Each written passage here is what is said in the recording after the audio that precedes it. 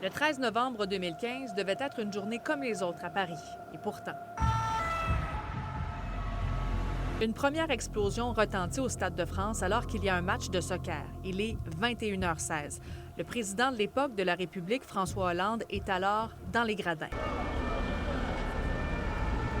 Puis, quelques minutes plus tard, à 21h24, dans le 10e et le 11e arrondissement de Paris, des terrasses parisiennes sont visées par des rafales de Kalachnikov. Des dizaines de personnes sont tuées. À 21h47, 3 hommes armés sortent d'une voiture. Ils sont devant la salle de spectacle du Bataclan. Avec leur Kalachnikov, ils tuent des gens sur le trottoir et entrent dans la salle de spectacle. À l'intérieur, des spectateurs dansent au rythme de la chanson Kiss the Devil du groupe américain Eagles of Death Metal. Ce soir-là, il y a eu 90 morts au Bataclan et des centaines de blessés. 10 ans plus tard, la France a commémoré ces tristes événements où plus de 130 personnes sont mortes et 350 ont été blessées lors des attaques terroristes. Vraiment une période très triste. Je pense que c'est important quand même de commémorer la mémoire des victimes, ceux qui sont tombés. Parce qu'ils sont allés au spectacle, parce qu'ils sont allés voir quelque chose à une terrasse, ont quitté ce monde.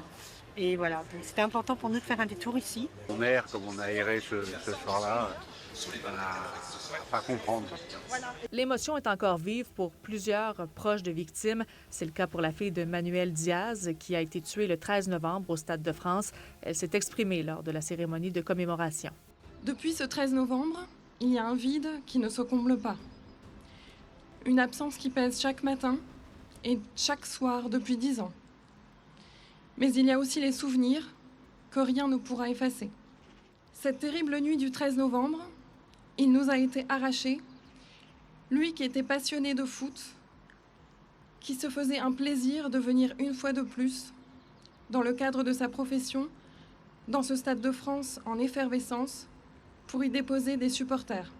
À tout moment, le terrorisme islamiste projeté peut renaître, au Moyen-Orient, en Asie centrale, dans la Corne de l'Afrique ou ailleurs, et la vigilance est permanente en chacun de ces lieux. Et d'autres formes de terrorisme émergent, auxquelles nous ne céderons rien non plus. Face à cela, Ces événements survenus le 13 novembre 2015 demeurent un pan important de l'histoire moderne de la France. Le président Emmanuel Macron a d'ailleurs dit qu'il va décorer de la Légion d'honneur les policiers qui sont intervenus au Bataclan. Sabrina Rivet pour Nouveau Info.